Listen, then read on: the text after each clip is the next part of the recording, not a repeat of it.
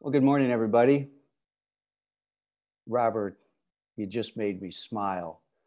I missed you last week too, and I felt so empty without you. I love that.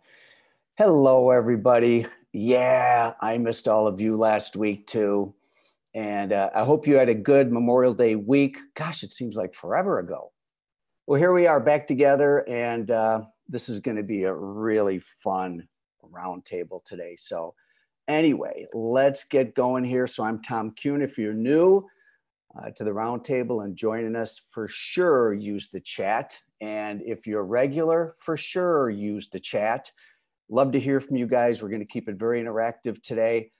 Money isn't the most important thing in life, but it's like oxygen and they got to have it scale. So here we are together again to figure out what at times is a very perplexing equation.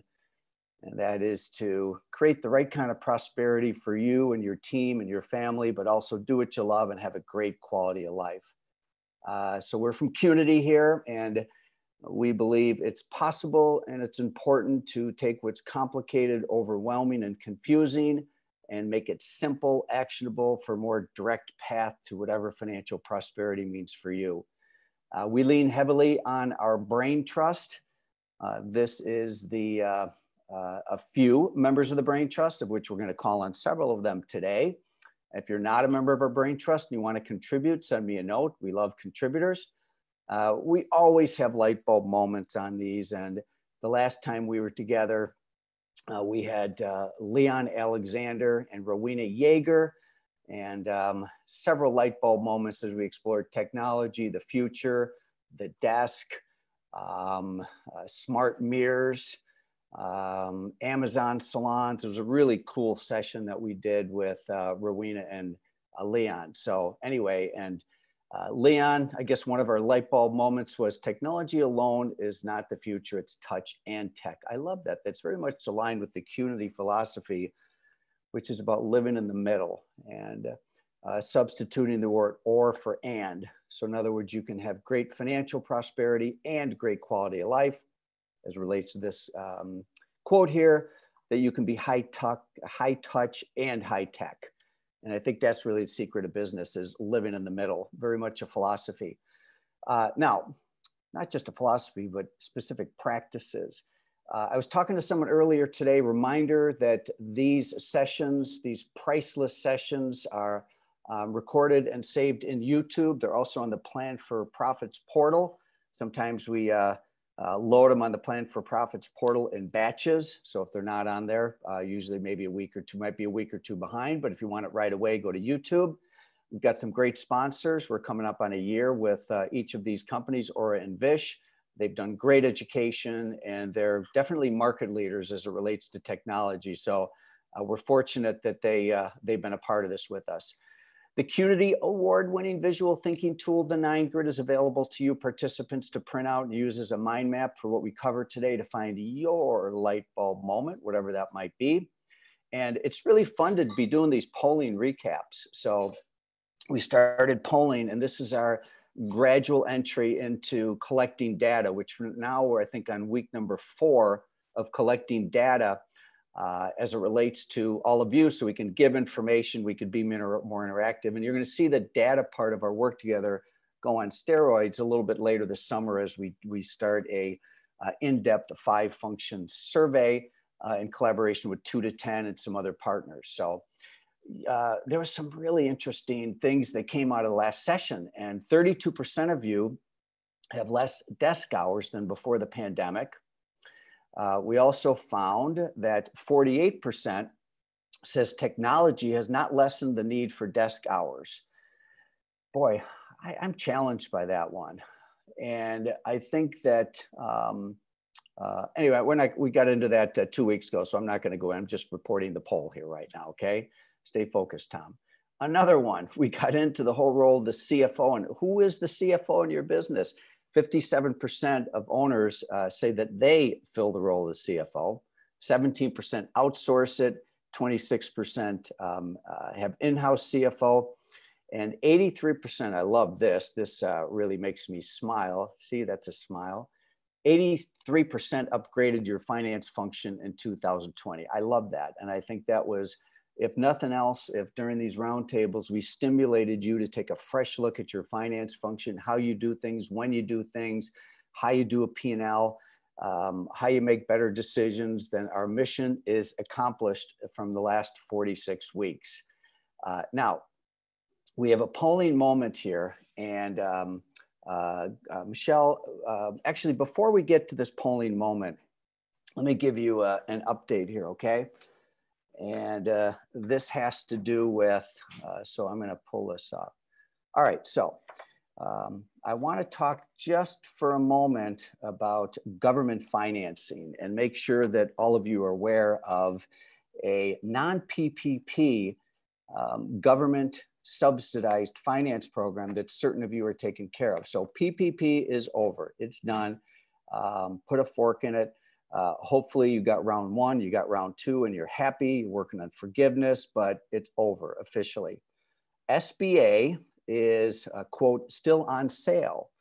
All right, so borrowers, so this is something to keep in mind for those of you that are in a grow mode, or if you're in a go mode. In fact, in many cases, it's great if you're in a go mode, because borrowers funded for a conventional SBA loan between now and the end of September will receive the first 3 months of payments paid by the government up to $9,000 per month, and all of their guarantee fees are waived. For example, for a 10-year SBA loan of $350,000, these savings are $19,200, not to mention the savings as it relates to guarantee fees. So this has been, so I've seen this as a catalyst in a few different cases. I'm going to give you some examples. And one example is that this funded a process that I've been working on with the Pennsylvania group of salons, where they have 7 locations, and all 7 locations were spun out to an individual buyer, and all 7 of the individual buyers got SBA loans last year. So they took huge advantage of this. Number 2, I've also seen some of you take advantage of these funds to buy real estate, to buy your building. I'm also seeing some of you taking advantage of this to refinance. And then I'm also seeing that this become a catalyst for more transitions with key employees. So a couple more things about this for you, all right? So SBA loans can go up to $5 million for working capital acquisitions, partner buyouts, debt restructuring, and up to $12,800,000 for owner-occupied real estate and equipment loans. Just to give you a quick lesson here, and a lot of people are confused by this, 7A is the SBA, call it the signature loan. It's non-real estate, and this is where the vast majority of SBA loans are in 7A.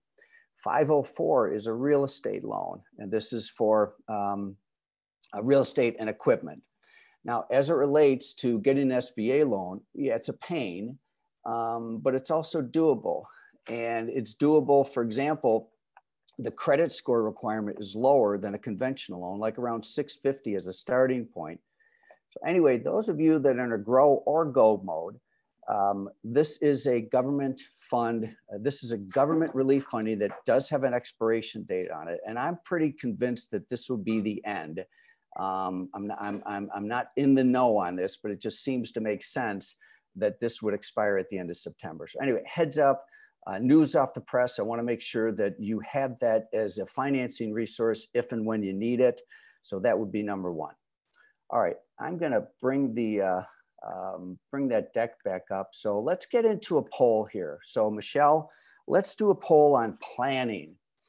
And by the way, I forgot to mention what we're going to do today. We're going to have a slightly different approach. We're going to do it Clubhouse style. And I'm going to call on several of you, allow you to raise your hand.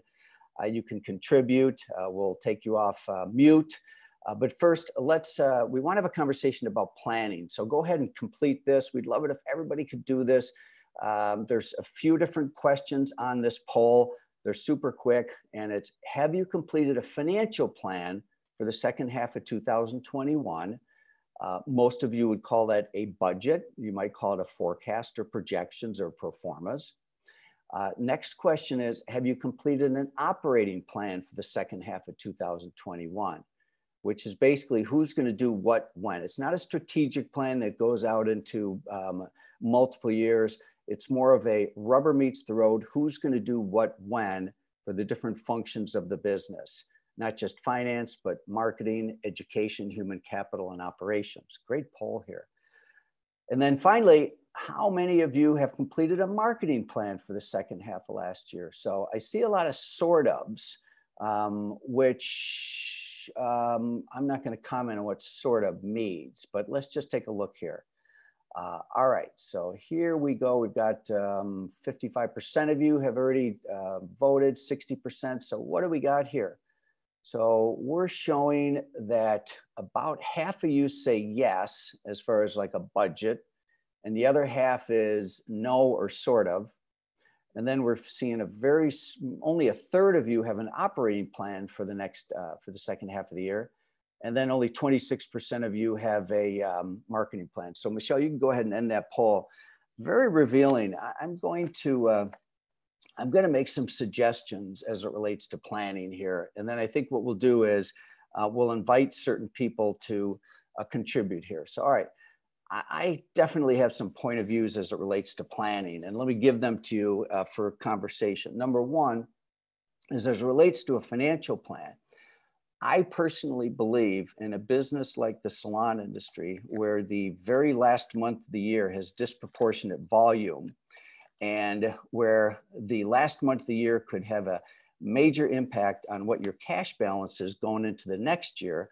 My preference has always been to start your financial plan in the fall, October, November, put it into bed by the beginning of December, and just put it on the shelf. Get through and make decisions that you need to make based upon advanced planning, based on traditional fall planning for a calendar year company. But because I see such a variation and what happens between then and the beginning of the year, I like to dust things off at the very beginning of January, finalize the planning, and then use that as a basis for January summit and team meetings to go through not just the budget for the year. In fact, you probably won't go through the budget with the entire team. I know you won't, but what you'll do is you'll go through and be able to communicate the plan in January. So start the budget in October, November, get it substantially complete, dust it off right after New Year when it's fresh, identify your spending priorities, your capital improvement strategies, finalize it by the middle of January, and then that's your budget for the year. But that's not enough. I've never really seen a case where that applied for the entire year. So what I love to do is to use January as a secondary planning month, a month to step aside. Now we have almost 6 months of history. We know what the business is trending towards. We have several things that happened, good or bad. So I like to take a fresh look at the budget in June, and then update it for the second half of the year, and then use that through the rest of the year. So anyway, that is my approach towards planning. I think it's highly practical. I think it works. I also like to see performance reviews in January and July, and team meetings in January and July. They're also slower months to do planning and communication. So I'd love to get some comments on what you think about that type of approach. A couple other comments for you as it relates to planning. If you're on 8 seasons and 5 functions, for example, working with one of our coaches, you're already going to be in good shape because our coaches will be thinking about planning as you go forward here. And the thing about planning is that it's something we skip doing, but the correlation between planning and profitability is huge. A couple other things for those seasoned in Qnity. Remember the 3 C's: closure, clarity, and confidence goes into that. And the other thing I just wanted to mention is we were talking about this with our coaches yesterday. And one of the things that we're going to start doing is doing on-site. We're going back on-site again. Our coaches are ready, willing, and able to go do on-site field trips. And they're there to help you facilitate planning. They're here to help you lead a 5 functions planning session, 8 seasons, et cetera. So anyway, just wanted to start with a conversation about planning. Now, let's do this. I invited some of you we're going to talk about planning for a few minutes, then we're going to get to agility. So anyway, let's see who wants to raise their hand. So raise your hand if you would like to contribute to this. Now, I've got certain people on standby. Amanda, Sam, Robert, Kate. I don't know if any of you want to speak, you want to raise your hand, but let's see who we got. Kate, wouldn't you know I'm going to put Kate on this. Actually, you know what? I'm going to put Sam on the spot. Sam's with us, right? I think. Let's get Sam off the mic. Oh, now they're off the mic, we get to see him. Oh, yeah. Well, I have my camera covered up. You can keep your camera covered up, or you can, whatever you want to do. How you doing today, Sam? I'm doing really good. I've had a really good, productive morning, and yeah, all good. Can you hear me clearly? I don't have a headset. I can hear you just as good as ever. Wonderful. I miss seeing you, but we can hear you. So what do you think? Planning. Well, I think it's essential, and I totally agree with January being a great time. And I said yesterday to someone asked me at the end of the year, where do you want to be? Or what do you expect for the second half of this year? And I said, all I want to do is wake up on the December 31st or either January 1st and look back and spend some quality meditative time looking at the business and saying, okay, this is what I think we really have, and we're going to pivot forward and plan against what just the past 6 months did with a lot of optimism, because I feel a real firm base, but I think what's happening is the PTSD of COVID and the shakiness. We're wobbling it off, we're shaking it off, and we're able to begin to actually build forward with some confidence. We're getting the concrete numbers. So I think that's what we need. I think we need those concrete numbers that we could say this is factual. It's not factual because we had a big upswing last July when we reopened. It was amazing, but we crashed hard after that. So none of that counts. Only thing that counts is really starting probably, I still lose track of the time, but really to me, all that counts is starting from January 1st of 2021. And then at July, where are we? And then at the end of the year. And that's from the planning point. And I know you know that, I mean, I'm a QuickBooks fanatic. I'm not great with QuickBooks. I can use it, but I look at it constantly, and I'm constantly watching the data points to understand what's real and what is not real. Oh, I love that. Such a great share. Sam, stay nearby. Amanda or Kate? Let's see who we're going to invite to this conversation next. Amanda or Kate? All right, so Kate raised her hand. Let's get Kate and Amanda. Amanda, I think you're coming first. How are you, Amanda? Hey there. How's it going? Can hear you loud and clear. You're going to be off camera today too? Totally fine.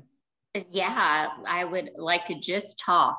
That's wonderful. We're pleased to hear your voice. Good. I guess it's still morning in Atlanta. So why don't you weigh in this conversation about mid-year planning and the approach you're going to take? Any other thoughts on what I just mentioned or what Sam mentioned?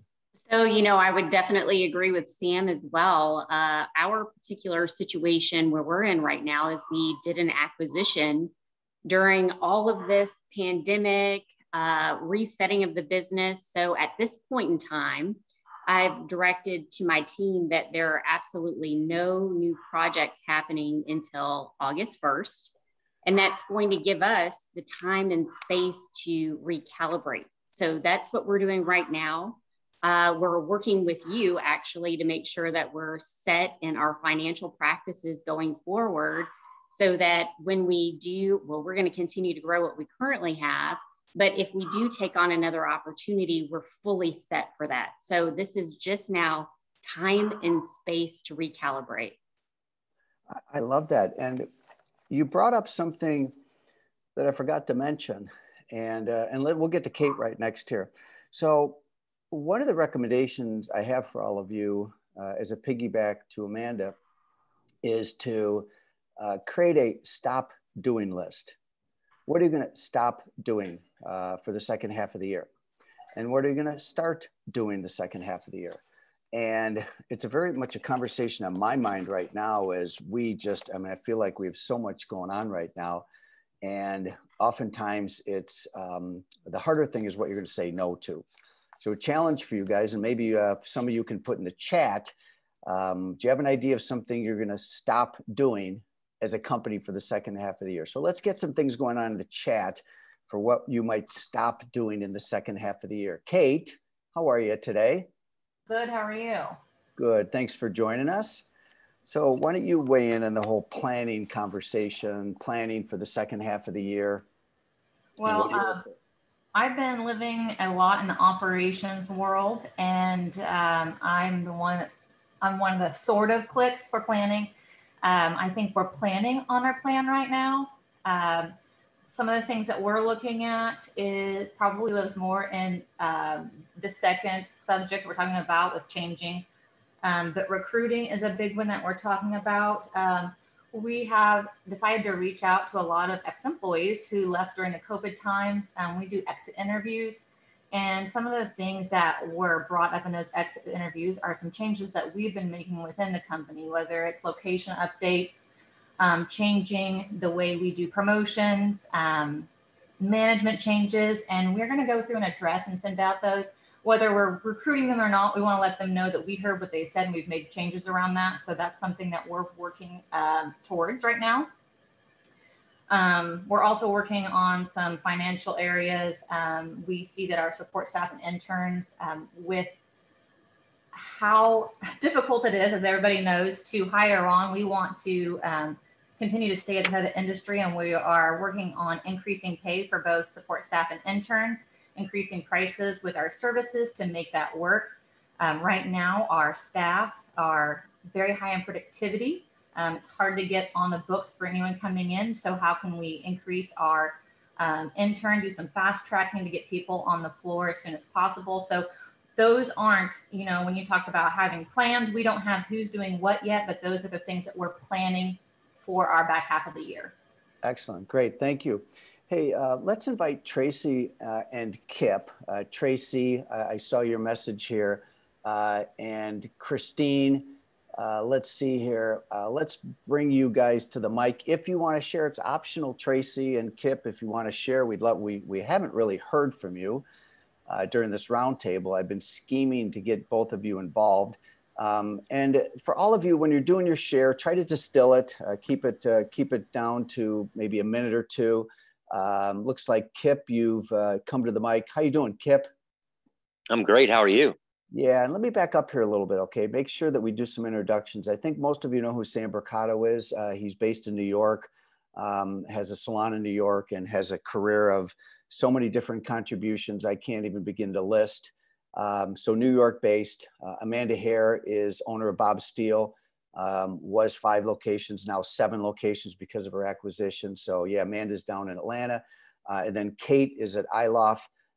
General manager, I think that would be the right way to refer to you, Kate. I could be wrong on that. You can correct me in the chat there, but you basically, to a great degree, really run that business with Marilyn, a great team. So based down in Oklahoma. And then Kip is down in Nashville, has a business called A Moment's Peace. So Kip, I had to backtrack a little bit. You're doing well today.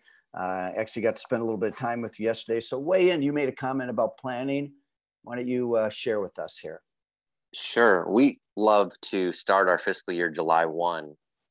And just because we felt like that's a slow period. And it's kind of like we can reflect on the past year. We usually start our special projects in like training of new things, major renovations over the 4th of July.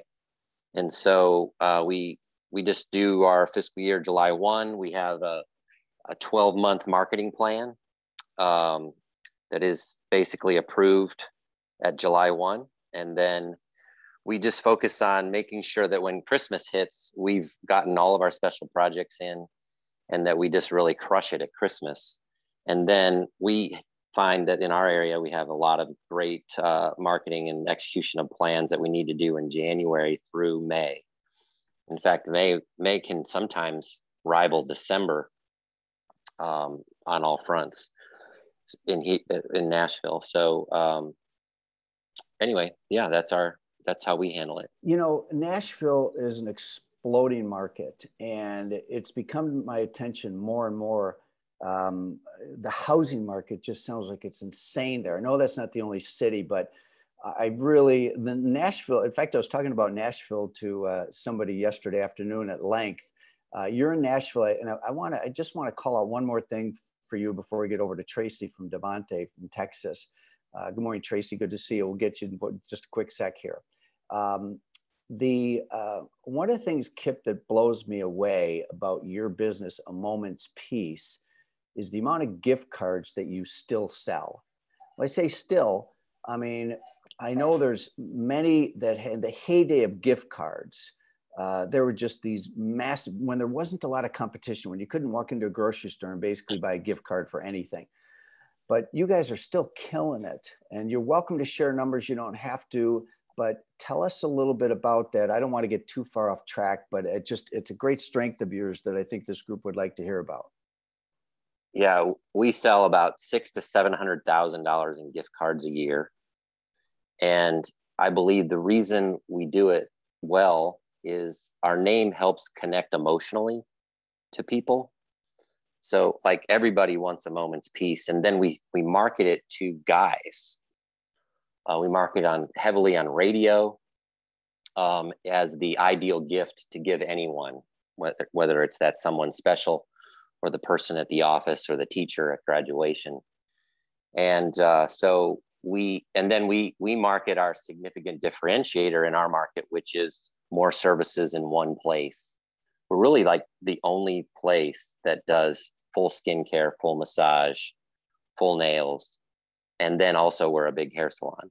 Yeah. So that's 600,000. That's one location. And to put this in perspective, without prying too much here, from a gross revenue standpoint, obviously gift cards are not revenue, but to put this into perspective, it's not like this is a $10 or $20 million business. I mean, this is a significant amount of cash flow given the size of your business. Is that correct? Yeah, we do about $3.5 million annually. And then and then if you add the gift card sales on top of that, that's not included there until they're redeemed. Awesome. So you add that as correct. Kip, thanks. All right, Stay tuned. Tracy, how are you? I was just talking to you a couple of weeks ago about getting you on the roundtable, and we'll have you do a little bit more of a formal share in the future like Kip. But on this subject of planning, I think you typed something in here. So, and let's talk a little bit about your business. So you're down in Texas, 2 locations. Devante, great team, worked together for a while here. Really respect you and your brand. So talk about planning a little bit from your perspective and second half of the year. Okay, well, thank you, Tom. Look forward. I enjoy all of these. I never miss them unless I absolutely have to. So so I do believe we are going into the second half of the year with a very solid plan. As you know, as a result of participating in these roundtables, I signed up for a couple of things early this year: Plan for Profits and then Structuring for Success. And those were some light bulb moments for me in both of those courses, that we just hadn't been doing those 2 things well in my business. So with your help, because you've been very engaged, my initial thing was to engage you guys and say, help me with a new compensation model. I had put a compensation model in place to get us through COVID, to retain my staff and keep my staff whole, that was not sustainable. And I didn't want to just go back to the way that it was. I wanted to go back to something better, in the future. So called you up and said, help me plan for this. And this was going to be our big thing that we did in 2021. Well, you said, that's great, Tracy, but you got some other things that we need to be working on. So we actually turned this initial project to not just looking at compensation models, which will be the last piece that we turn on, but we have a plan to restructure some of our service offerings. We are also doing a price increase across both locations. Everything's enterprise-wide, both locations. We're going to have a price increase. We were grossly undercharging for some things based on our market analysis. We're also going to we've hired 6 new stylists. So we're fast tracking them in a boot camp that we kicked off this last Monday. And so all of those things together, restructuring our service offerings, price increases, compensation model, boot camp, with 6 new people, I just had to tell my team, I did this. And I said, stop. I said, I had rather us do those things greatly than to do 10 things, pardon my French, half-ass. Okay. I said, so we're going to do what we've got on our plate really, really well. And honestly, we may not even take on another project this year. We're going to institutionalize the work that we're doing with you guys right now. Yeah, and I think you're so smart. And the thing is that so many of those initiatives have just a major domino effect. So, and you guys are doing amazing work. Michelle just put it in there. So I'm going to give the group a little tease, Tracy. Okay. Tracy is came from corporate, the world of corporate, HR executive, and has some specialties in change management. And she has brought some of her corporate background into a change management plan that were integrated as part of this compensation project. So I'm going to give you guys a little bit of tease. How many of you would like to hear from Tracy a little bit about change management? But we're going to get a little bit further in the project together before we bring it back, Tracy. But yeah, I mean, definitely people are going to want to hear about change management. So I'm seeing that. So Tracy, this is not your last visit with us on the Roundtable. And congratulations for your great work. And I think you're real smart to just stay super focused like that. Thank you. It's been a great partnership. All right. And then Kip, you're an interesting guy too, because you came from engineer and more of a corporate background in technology and all of that. So we'll get some of your wisdom in the future too. Let's see here. Who do we want to?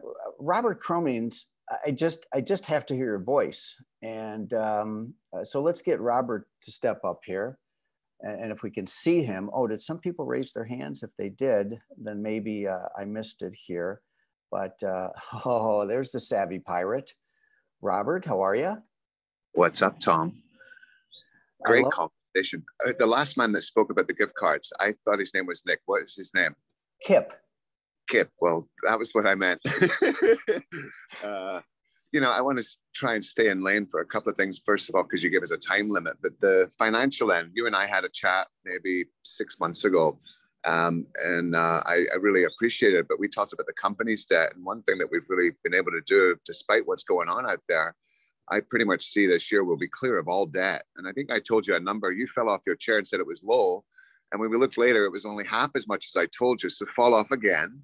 But I just love the fact that we can create that and, you know, starting to idolize. I've been in a situation, I didn't get into buying the building. That's something I'm very clear. And I love your SBA thing today.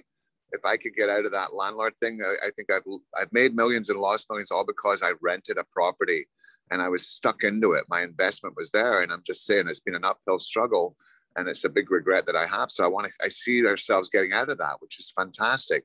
And I did miss you last week because I love these conversations. I was just on Clubhouse, one of my favorite apps. And some of the things I love is the words we hear, like when you say park or let's unpack it. I love words. But somebody said something, don't be a go-getter, be a go-giver. And I thought that was profound. I don't care what we're trying to do. And the other thing that I think is really kind of interesting, just from a, you know, our knowledge of accounting, for example, I surprise people because I can think about numbers. I think about numbers all the time. And yet the disadvantage of not speaking the language of hair in your principle, you don't do hairdressing. And yet the advantage of picking up these assets, which I think is a beautiful one. You know, what we look at most of the time is resistance to the industry. And I try to tell this to my team on a daily basis. Is it a waste of time or a waste of greatness? To me, there's such potential in the little things that we do, whether it's listening to other people that go through it. Sammy blew my mind this morning on Clubhouse, talking about real estate, etc. I just felt, wow, I sure became an icon. What a waste of time that was. I should have got into development, you know. So it's just a beautiful thing that we can have these circulations of information. I am a pirate, and not by the way I look, Tom. It's the amount of shit I steal from other people. Oh God, that is very, very fun. Well, Robert, listen, many of us know you from stage, but you know, you're a salon owner and you have the same type of issues and opportunities of other people on here. And I'm always just thrilled to have you on here. All right. Now, you guys stay with me here, Sam and Amanda, Kate, and Kip, and all of you. And if anybody else wants to join us, raise your hand, because the next part of the conversation, we're going to move away from planning and we're going to get into the subject of agility.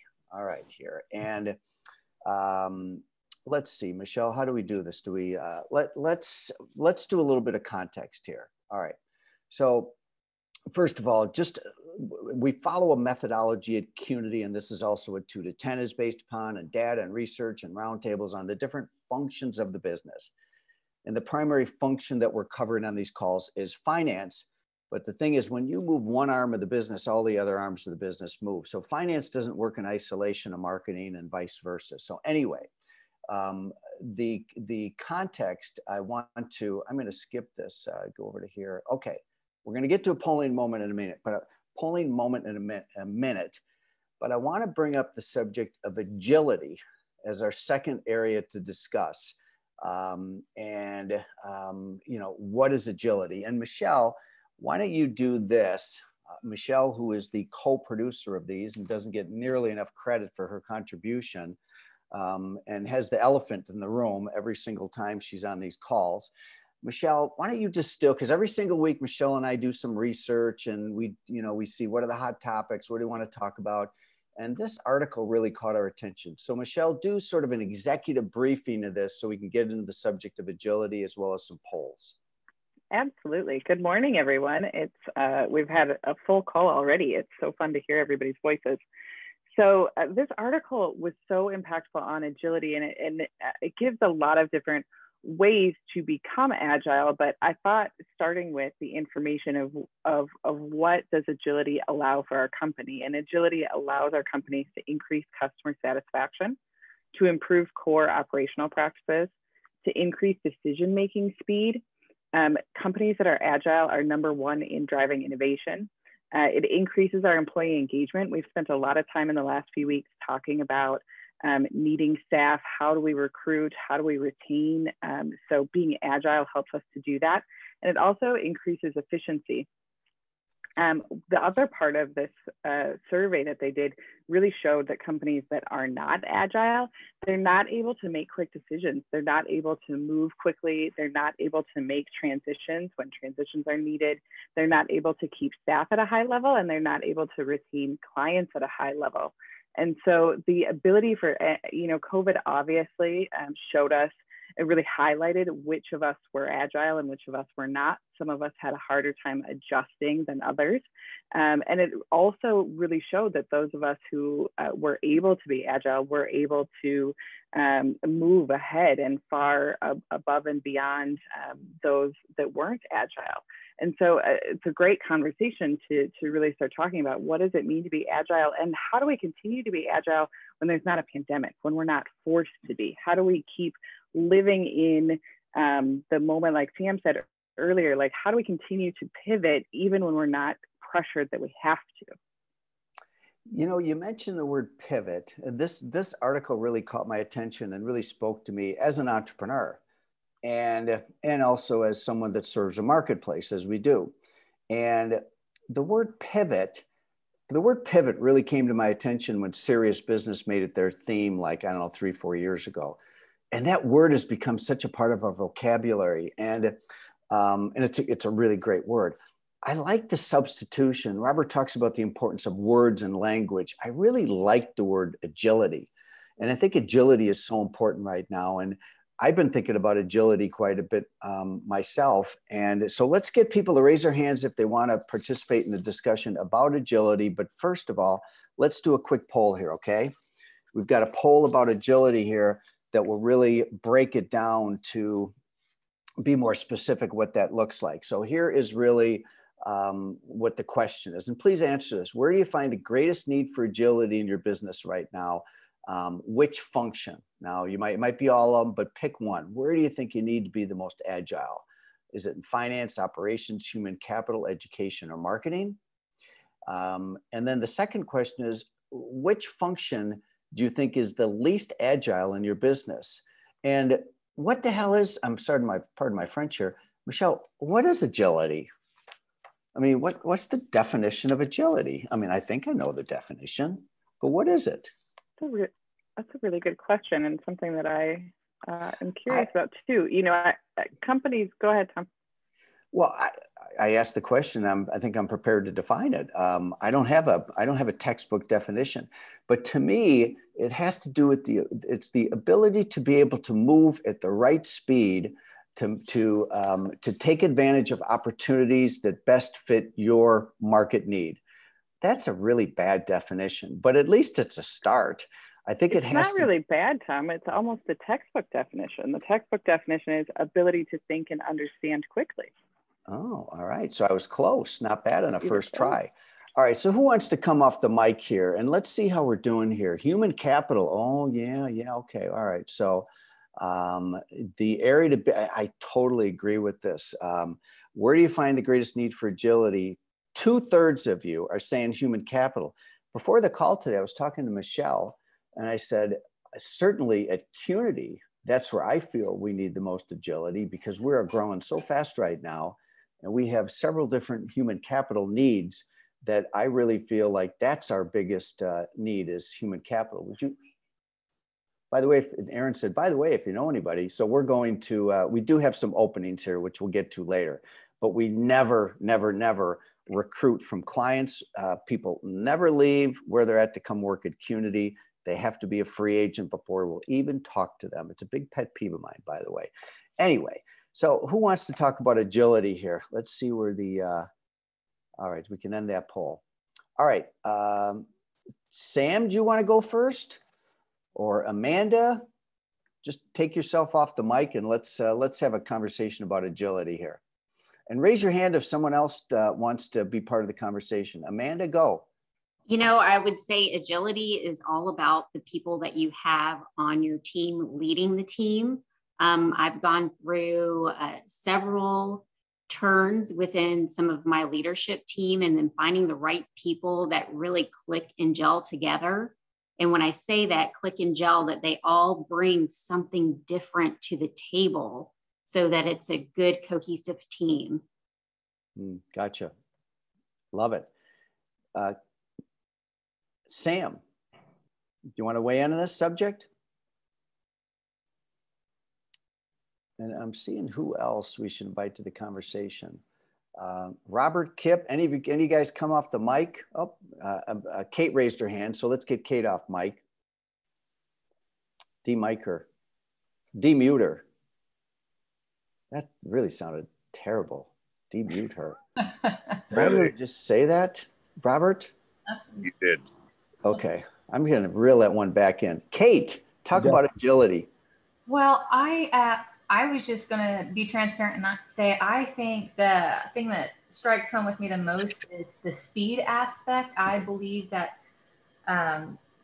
in our company, we do change a lot and we try to meet the needs of our team and move, but it is a slow moving ship.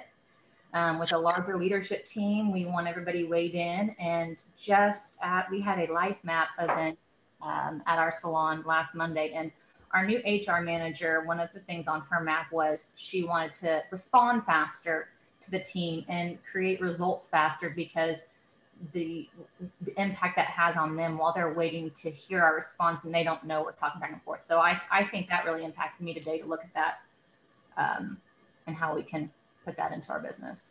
Excellent. Michelle, are you watching people raise their hands? Kip. Yes. So when I think of agility, can you hear me? Loud and clear. Okay. When I'm thinking about agility, I will say that I have some staff that just really don't want to be agile. They really just love what they do, right? But I have to have a surrounding and I have to basically have them within a business that is very agile. And what's kind of blowing me away is I think the technology that we have to continually be studying and figure out how we use it to our advantage. That's like the answer to agility, in my opinion. But the balance is how do we use that technology and still make it a very personable, emotional, great experience, never losing what we are always going to be known for, which is making a great service. So it's something I think we're always going to have to be mindful of, because technology is here. Things are going to evolve, and the next day we think we've got it figured out, and the next month. But I think it's all about the agility of what we're talking about. Is really, for me, I keep studying the technology, because if we don't keep adopting it as rapidly as we did in COVID, look at what we learned in COVID as far as technology, a touchless everything. We went Zoom, everything. And now we're trying to basically write the next chapter. Yeah. I see some other people here, and I'm gonna out certain people here to say, hey, if you want to raise your hand, join the conversation. Some of our regulars like Trent and Sheila, Roman, Nicole, Mike. It's good to see you today. Feel free to raise your hand. Louisa, Khan, who else? Karen. And we've got a lot of really Jean. We've got a lot of great Jana. James, if any of you guys want to contribute to the conversation, I'm just scrolling through here, raise your hand. Robert, do you have anything to add to the discussion as relates to agility, my friend? I'm not quite sure. Of course, I got to give a plug at Cat in the Hat. I think a cat is the best visualization I can get on that way to adapt and still land on your feet. And I think hairdressers have an instinct of it. When you're jumbling clients, that's what you're doing. You're acting very, to the flow of it. Even as a platform artist, shit goes wrong all the time, Tom. It's how I adapt that makes me so fun to watch, because I don't mind a little chaos on stage. We've had power go out, we've lost sound, lights, we've had a fire marshal clear the deck, and all these things seem like things I would just do to make the show more memorable. It's just one of those things. And I think adaptive is something in a hairdresser's nature. We're very adaptive. We put a color on and then shit goes wrong and we got to adapt. And, it's a beautiful thing. And I think hairdressers have a beautiful knack of doing it. So it's not hard when you look at the business thing, because especially through the close downs, wow, ever do I imagine we'd have a December off, ever. Yeah. These are things that we've had to adapt to. And, when you talked about financial forecasting, there's certain things and numbers I don't have a crystal ball for. I cannot predict. Absolutely. So my mind's not on that. I made this comment, I got into trouble for it. There's things you can control and there's things you can't control. And for the ones you can control, drink coffee, roll up your sleeves and get it done. And for the stuff you can't control, drink whiskey. Always drink whiskey so people know you're drunk, not stupid. It's one of those things. So it's really just getting to what we do. But I love hairdressers' ingenuity, because we're very adaptive as a culture, because you're adapting. You cut something too short, you've got to adapt. You're giving a client a shorter haircut than she bargained for. You better adapt and tell her this is the first time you've ever seen her cheekbones.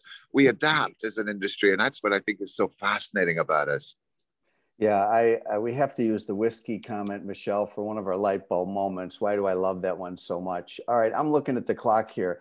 Is there such great shares? Anybody else want to talk about agility? We got a lot of you sitting out there, just got your feet up listening in, but give us a little nudge if you want the mic to go over to you. Maybe Nicole, do you want to have anything to say about agility, Nicole? We have Khan. All right, let's give the mic to Khan. Hello, this is Con. Can you hear me okay? Con, it's so nice to hear your voice. How are you today? You are down in Give the Group, Riverside, California, is that right? Yeah, we are in Riverside and Temecula in California. So we have 2 locations. We have about 45 team members. So we are been working hard and try to hone up to stay alive through this whole pandemic. So here we are. It always warms my heart to hear your voice. And so talk about any one of these subjects that we just shared, whether we're in agility right now, but you've got the mic. Yes. For me is right now is that my personal opinion is that more than ever is I believe in to lead is to follow. So to be intuitive to your team and really get in between all of them and be with them so you can listen to them and you can hear them, because they are in the place that they are confused and more confused than we are. And there's so much noises out there. So with that said, is to lead is you need to follow, and they need to feel more important. And they also need to feel that they are someone that contribute to the business. So to stay alive or to stay with where right now during the pandemic is that just to really stay close to your team and be there and be present. They need to see you, and they worry and they're afraid, and how you show up every day is super important. I think that was me, Con, and from Karen Allen. Thank you. All right, thank you. Great share. I mean, certainly the team, drives so much of the agility, and working through your team to create change. Amazing approach and thought. Let's see who else we want to have contribute to the conversation as relates to agility here. So anybody else want to raise their hand? Let's just see here. I know that we've seen some good points here. Tracy mentioned, I work for a company where agility was a core value. Performance expectation of leaders, also over communication. So Nicole, good morning. Is it morning? It's morning by 6 minutes. How are you, Nicole? By 6 minutes. Good morning, Tom. How are you? Great. Agility. Great. Well, you know what? That's something that we talk about all the time. As a matter of fact, we just had a really interesting conversation with our leadership team yesterday about agility, particularly in the area of human capital.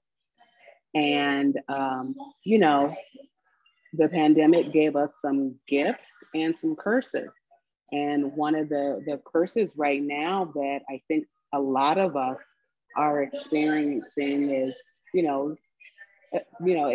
everything has changed. Of course, we've got to be quick and we've got to be nimble and be able to adjust really quickly. But the market right now, it's an employees market. And, you've got to kind of struggle with trying to price and match the price of, how much people are making right now. I mean, you're competing with, the people like Taco Bell. I didn't realize they're paying $20 an hour right now.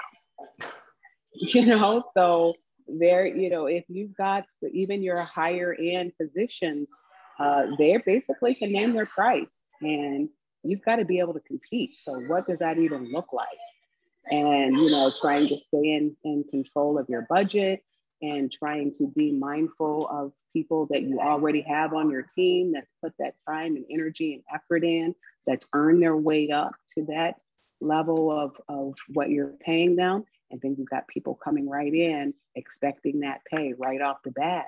So the conversation, needless to say, got pretty intense. It was great. It was great dialogue, but we all walked away with, I don't know if we came up with any answers, but we all had a lot to think about, to the point where we put it through our rubrics. You and I have talked about our rubrics that we have on decision making, and it left everybody with a lot to think about. All right. So that's my contribution. and it's a great contribution. And you really got my mind going, as all of you have, every one of you. Thank you for everybody contributing. And I get to learn. And one of the things that you said is an employees market. And I haven't really heard people put it that direct. Maybe it has, but it just really, you're right. This is an employees market right now. All right, guys, I'm looking at the clock. It's 3 minutes before. And a collective virtual round of applause for all of our contributors. And we want more of you to contribute. Bonnie, great to hear from you. We should have you contribute sometimes. Bonnie Z from Neroli, shift and adapt is my motto. Bonnie, I hope you'll join us for the school roundtable. Sheila, I think you had to peel off. Tracy, Jack be nimble, Jack be quick. Jack jumped over the candlestick. Mother Goose wisdom on agility. I love that. All right, let me see. Let me make sure that we've covered everything we're supposed to, Michelle. I'm catching my breath here because I'm looking at the clock. Resilience is something that we were prepared to also talk about if we got to it. We'll save that for another week. There's a lot of really great conversations around resilience. Again, thanks to all of these members of our roundtable. I guess we officially will welcome Tracy and Kip to the roundtable. All progress starts by telling the truth. And that's part of what these conversations are about, is giving each of us the opportunity to share our truth. Grow and go. There's a lot going on in the transition planning community. A lot of things. We're going to be announcing some recent transactions that have happened. Very exciting. Qnity in action with our coaches. Also add Candace Gliata to this. And one of the things I mentioned earlier in the call is we decided yesterday that we're now reopening to go and do site visits, whether it's doing one-on-one with a coach, working with one of our coaches in your team, facilitate a planning meeting. We are ready to travel again. I'm actually taking a trip coming up in 2 weeks, and then I have another one in July. And I used to travel every other week. I don't want to travel every other week, but I got to tell you, I'm excited to get out in the field maybe once a month like this. So anyway, now you can also book a free coaching session. You can use this QR code, and it features Qnity's 5-function system. Also, we've got the school roundtable coming up in 61 minutes. We'd love to have some of you jump over there. We're going to have a similar conversation, slightly different, more appropriate with the schools, but certainly for those of you that own or operate a school, please join us. We'll continue the conversation. It's at 12 o'clock Central Time.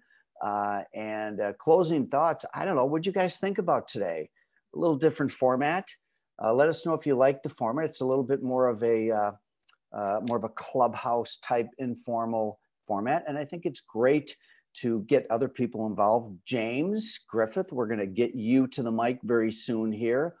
And it's 11 o'clock. We got to be done. We'll see you next week. And then the week after that, Michelle, help me here. We're still on, but we have a secret surprise guest facilitator because I am going to be out working with a client on site. And we're going to have at least one guest facilitator on the, what's the date of that, Michelle? Is it the June 23rd. Okay, but we're on the next 2 weeks, right? We're on the next 3 weeks. And then, oops, sorry, my dog wants to say hi to you guys. We're off July 7th. Okay, we're off July 7th. All right. We're going to take 1 week off a month. Robert, I'll miss you in those off weeks, but we'll do something in Clubhouse anyway. So, Con, thanks for jumping up here, and Tracy and Kip and Sam and Kate, Amanda, Nicole, all of you. We'll see you next week. Thanks for joining us, and would love your comments, feedback, do more of, do less of, and we'll see some of you in 59 minutes. Goodbye.